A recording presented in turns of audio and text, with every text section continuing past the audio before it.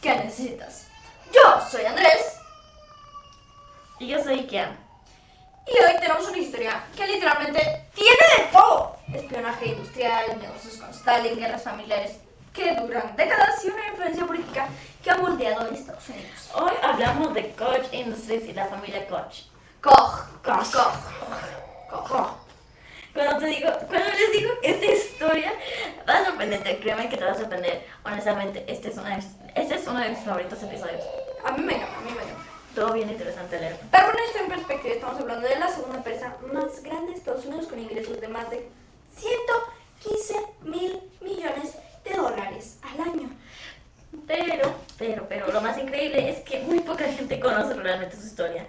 O sea, mínimo casi nadie lo conoce si es que no están en la industria. ¿Sabías que el fundador de este imperio capitalista ayudó a construir refinerías para Stalin en los años 30? Y también para los nazis. Y que esta es una historia tan loca que si fuera una película dirían que es demasiado exagerada. Sí. Literalmente. Entonces, vamos directo al grano. Esta es la historia de Fred Koch y sus hijos, especialmente Charles y David, que convirtieron una pequeña refinería en Kansas en uno de los imperios más influyentes del mundo. Hablemos de Fred Koch. Nuestra historia empieza en 1920 con Fred Koch, un ingeniero químico brillante graduado del MIT. Este no es el año en que había nacido, pues. Fred había desarrollado algo revolucionario, un proceso para convertir petróleo crudo pesado en gasolina de alta calidad. Era como tener la fórmula secreta de Coca-Cola, pero para la industria petrolera. Pero aquí viene el primer plot twist. De las grandes petroleras estadounidenses, no solo dijeron no gracias, sino que lo demandaron alegando que infringía sus patentes. Imagínate la frustración. Tiene la innovación del siglo y, tu propio país te cierra las puertas. ¿Qué harías? Pues Fred Koch hizo lo que cualquier emprendedor desesperado haría. Se fue al extranjero, pero no a cualquier lugar. Se fue a la Unión Soviética de Stalin entre 1929 y 1930. Fred construyó 15 refinerías para los comunistas soviéticos. 15 refinerías, Andrés. Eso no fue un proyectito pequeño. Fred Koch literalmente ayudó a industrializar a la Rusia soviética. Y lo más irónico es que años después, este mismo hombre se convertiría en uno de los anticomunistas más fervientes de Estados Unidos. Pero en ese momento, el negocio era negocio. Pero espera, que la cosa se pone peor. En 1934, Fred también construyó una refinería en la Alemania nazi. Y según documentos históricos, esta refinería utilizó trabajo forzado. Andrés, imagínate el fundador de los imperios capitalistas más grandes de América. Tiene una historia de negocios con tanto Stalin como con Hitler. O sea, no puede ser. Pero bueno, en 1940, Fred regresó a Estados Unidos con mucha experiencia y mucho dinero ganado en el extranjero y fundó Wood River Oil and Refining Company en Kansas. Esta pequeña empresa se convertiría eventualmente en Koch Industries. Pero Fred ya no era el mismo hombre que había salido rechazado de Estados Unidos. Había aprendido sobre eficiencia industrial, gestión empresarial y también había desarrollado unas convicciones políticas muy fuertes. Durante la Segunda Guerra Mundial, la empresa de Fred creció mucho proporcionando combustible para el esfuerzo bélico estadounidense. Finalmente, Estados Unidos necesitaba su experiencia. Pero aquí viene algo interesante. En 1958, Fred se convirtió en uno de los miembros fundadores de la John Birch Society, una organización anticomunista de extrema derecha. Veían comunistas en todas partes, en el gobierno, en las universidades, hasta en el movimiento de derechos civiles. ¿Te das cuenta de esta ironía? El hombre que había hecho millones en su pasado comunista se estaba volviendo anticomunista. Exacto. Es fascinante. Psicológicamente es como si Fred hubiera compensado su pasado comunista volviéndose ultra anticomunista.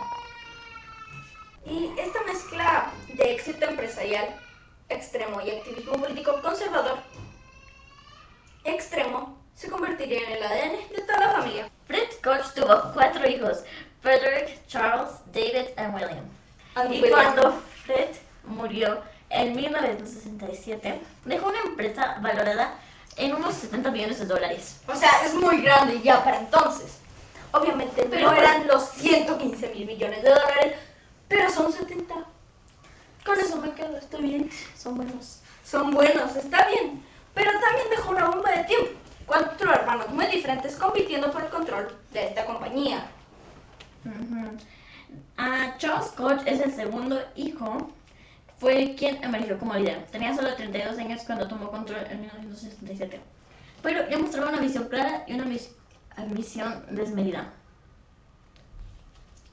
David se unió a Charles en la empresa, pero Frederick se alejó para dedicarse al arte y coleccionar cosas fancy. Fifi. Pero William se convertiría en una pesadilla para sus hermanos. En 1968, Charles cambió el nombre de la empresa a Koch Industries, a honor de su padre. Koch Industries, en honor a su padre. Pero sus planes eran muchos más ambiciosos que simplemente continuar con el negocio petrolero familiar. Charles tenía una filosofía empresarial llamada Market-Based Management, que básicamente aplica principios de libre mercado dentro de la empresa. Sonaba muy técnico, pero en la práctica significaba expandirse agresivamente, diversificar como locos y siempre buscar la máxima eficiencia y rentabilidad. En los años 70 y 80 fueron décadas de crecimiento exclusivo para Koch Industries bajo Charles. Y cuando digo explosivo, es explosivo literal. Charles no se conformó con crecer en petróleo. No. Empezó a comprar empresas en sectores que ni siquiera se parecían relacionados. Ganadería, productos químicos, fibras sintéticas, fertilizantes. Era como si Charles hubiera decidido, ¿sabes qué? Voy a ser dueño de todo lo que sea industrial. Una de las adquisiciones más grandes fue Georgia Pacific en 2005. ¿Cuánto pagaron, Andrés? 21.000 millones de dólares. Georgia Pacific era una empresa gigante de productos forestales y papel. Ay, suena como parte. Con esta compra, Koch Industries se convirtió en uno de los mayores productores de productos de papel y construcción en Estados Unidos. Prácticamente, si comprases papel higiénico en Estados Unidos, hay buenas probabilidades que hayas puesto dinero en los bolsillos de los Koch. Solo quiero decir una cosa, un dato interesante aquí. Mi papá trabajó en Koch. Duró poco tiempo porque se frustró porque pues aquí está en México, Koch México, tenía que ir a la oficina a trabajar y la oficina nos queda un poco lejos. He visto ese edificio.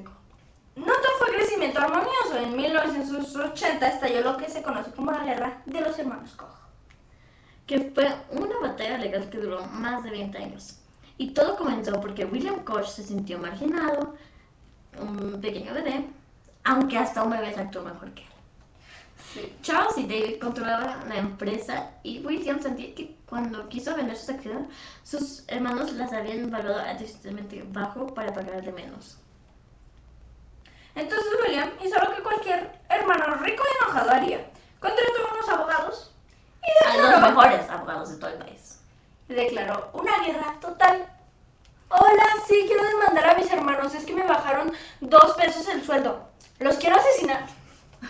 Sí, pero no solo abogados. William contrató investigadores privados para estudiar a sus propios hermanos. Estamos hablando de espionaje familiar a nivel corporativo. Mientras tanto, Charles y David lucharon con uñas y dientes para mantener el control familiar de la empresa.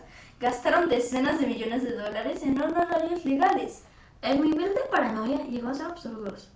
Los hermanos no podían estar en la misma habitación sin abogados presentes. ¿Qué harían? ¿Se matarían? Tal vez sí, ¿verdad? Tal vez sí.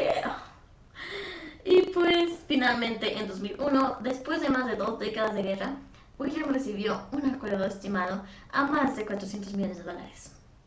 400 millones de dólares por el silencio de la paz familiar. Pero el costo emocional fue incalculable y los hermanos siguen sin hablarse hasta el día de hoy. No solo eso, el costo, los abogados, espías y todo lo demás. No se han hablado en 23 años porque uno se murió, ¿verdad? Sí, creo que no se murió. Creo que el William fue el que se murió porque los otros dos los voy a poner en la miniatura. Charles y David van a aparecer en la miniatura, creo que sí son ellos. Y pues es una lección brutal sobre cómo el dinero puede destruir familias, incluso cuando hay suficiente dinero para que todos sean multimillonarios. Mientras construían su imperio empresarial, Charles y David Koch también construyeron algo igualmente ambicioso, una red de influencia política conservadora sin precedentes. Y aquí es donde la historia de Koch se vuelve realmente importante para entender la política estadounidense moderna. Los Koch no se conformaron con simplemente donar dinero a candidatos republicanos. Eso era para principiantes. Ellos crearon toda la infraestructura, think tanks, no sé qué es eso, organizaciones de activistas de base, redes de donantes multimillonarios, grupos de pensión. Su objetivo era nada menos que remodelar fundamentalmente la política estadounidense hacia sus ideales libertarios. David Koch incluso se postuló para ser vicepresidente de la candidatura del Partido Libertario en 1980. Recibió como el 1%. ¡Ay, qué triste! Pobre. Y con todo el dinero que tenía. Pero este fracaso electoral les enseñó algo importante. El poder real no venía de ser candidatos, sino de influir en todo el sistema político desde las sombras. Su red política, que algunos llaman informalmente Kochland, ha gastado cientos de millones de dólares en campañas políticas. Para poner esto en perspectiva, en algunos ciclos electorales los Koch y sus red han gastado más dinero que el Comité Nacional Republicano oficial. Se convirtieron básicamente en un partido político paralelo, pero solo que con más recursos que muchos partidos oficiales. Y con tanto poder viene mucho escrutinio. Y Koch Industries ha enfrentado controversias serias a lo largo de los años. Las multas ambientales han sido constantes. En 1999 pagaron una multa de récord de 30 millones de dólares por descargas ilegales de petróleo.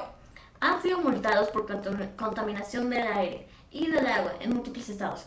Básicamente, si hay una forma de contaminar el medio ambiente, Koch Industries probablemente han sido multados por hacerlo. También boicotéenlos. Pero modo francés. Pero las controversias van más allá del medio ambiente. Ha habido reportes investigativos alegando que Koch Industries se beneficia del comercio con Irán durante las sanciones estadounidenses. También han surgido preguntas sobre negocios con regímenes autoritarios en otros países. Es como si la historia de Fred haciendo negocios con Sana y Hilfer se repitiera con sus hijos. No sorprende a nadie, pues. Dinero es dinero. Ajá.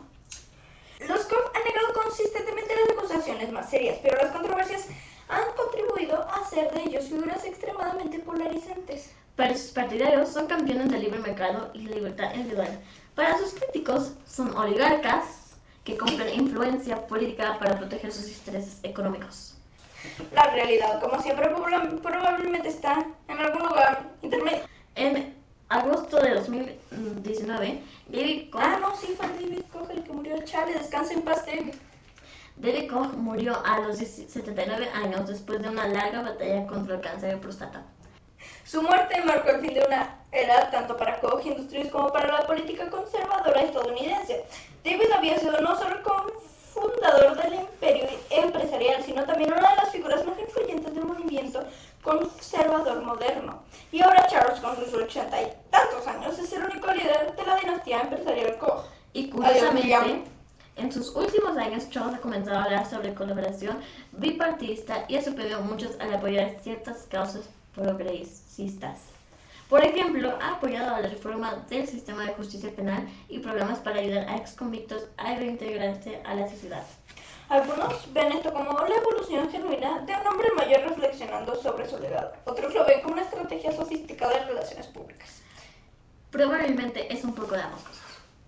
Entonces, Andrés, después de contar toda esta historia, ¿cuál es tu reflexión principal sobre la dinastía Koch? Bueno, es fascinante porque es una historia fundamentalmente americana. Una familia de inmigrantes que construyó uno de los imperios más grandes del país a través de innovación, aplicación, ambición implacable y la voluntad de aprovechar oportunidades sin importar cuán controversiales fueran. También una historia de éxito para los inmigrantes. Exacto, y también es una historia sobre cómo el poder económico extremo puede traducirse en poder político extremo, para bien o para mal. Lo que me parece más interesante es la constante en la familia. Desde Fred haciendo negocios con Stalin y Hitler hasta Charles y David influenciando elecciones estadounidenses, siempre han estado dispuestas a hacer lo que sea para alcanzar sus objetivos. también es una historia sobre las consecuencias del éxito extremo, cómo el dinero puede destruir familias, cómo el poder puede corromper y cómo las decisiones empresariales pueden tener consecuencias políticas y sociales enormes. Hoy Koch Industries emplea más de 120.000 personas en todo el mundo y tiene ingresos anuales de 115.000 millones de dólares. Casi necesito que tenga 120.000 millones de dólares para que 1.000 millones de dólares sean por cada empleado. Sí. Es la segunda empresa privada más grande de Estados Unidos, solo superada por Walmart. Lo más sorprendente es que es privada, no es una empresa pública, no es que puedas invertir en ella. Exacto. Pero más allá de los números, el legado de los Koch y su influencia en la política estadounidense han ayudado a modificar el conservadurismo moderno de maneras que seguiremos viendo por décadas. Y esta influencia continuará mucho después de Charles Koch ya no esté, porque ha construido instituciones y redes que van más allá de cualquier individuo. Y esto es todo por el episodio de hoy de Nuevo Podcast, la historia de Koch Industries. Pero si te gustó este episodio, asegúrate de suscribirte, dejarnos una reseña, reseña, suena como reseña, y compartirlo. Lo pueden reseñar en Spotify, por eso lo puse.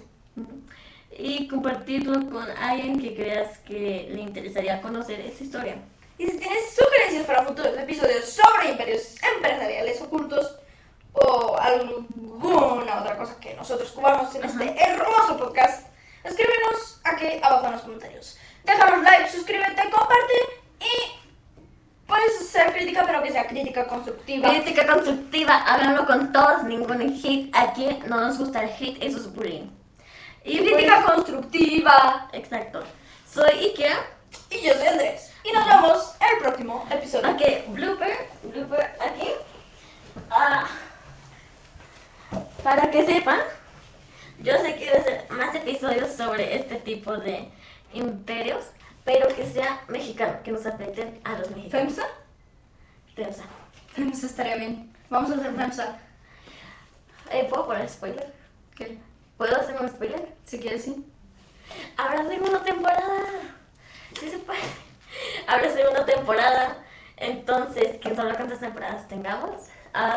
También cuando saquemos nuestras otras empresas, libros, quién sabe qué más tenemos. Síganos, cómprenlo. Háganos unos ricos de los que estamos hablando. Quiero ser rica como los que estamos hablando, ustedes lo pueden hacer. Yo quiero ser Fred Koch. O sea, quiero ser Charles y David Koch. Es mi sueño. Yo quiero ser a la mero de Samsung. Estaría padre, pero no, yo quiero ser un empresario multimillonario con mucho dinero. Y luego quiero ser político y ganar una posición de normal. Pero bueno, gente, mira, para que sepan, uno de nosotros va a ser político sí o sí. O sea, si no es que los dos. Sí, no es que los dos, pero aunque sea uno de nosotros, o sea, mínimo uno va a ser político. El día que vean mi nombre en las boletas, voten.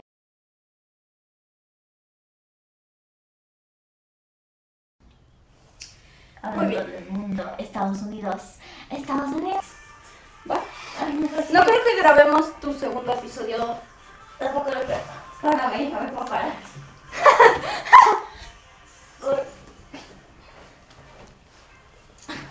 Uno aquí está viejo. Uno aquí está viejo y no se puede parar solo. Mentira, no estamos tan viejos. No tenemos 58 años. No sabes que no tenemos 80 años. Puedes tapar la música para poder continuar. Sí.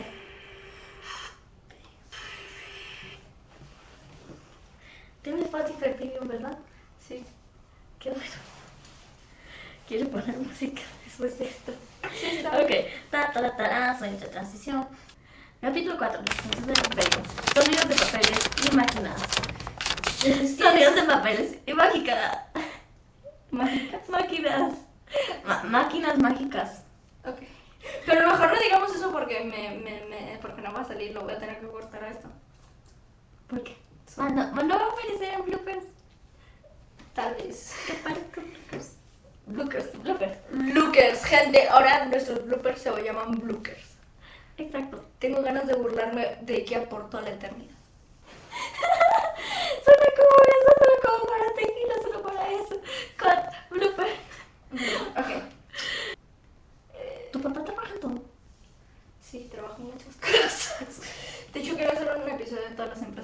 trabajado, excepto Active Prime, porque Active Prime me cae mal, porque lo despidieron. Yo quiero tener esa pelea de hermanos ricos, de familia rica, de como que... Sí, yo también. Es que me pagaste esos 1.000 millones y yo tenía 5.000 millones. Yo quiero mis 2.000 millones de regreso. Y yo con esos... Yo con 1.000 pesos ahí como que... Ay, soy rica. Sí. Ok. Soy medio ambiente por esa campaña política. O tal vez estén los oligarcas. Yo sería como parte del equipo, pero yo no sería como candidato, ¿sabes? ¿Por qué tú no serías candidato? Porque todos tienen que ver mi cara y es como que no quiero que vean mi cara. Yo quiero... Ay, pobrecita. Ay, no, es que la gente es rara. Conoces a la gente, sabes que ya se terminó. Adiós, ya sí. Reseñas, queremos reseñas. Denle like, recomiéndenos. Final. Hagan todo. Se acabó. Ok, bien.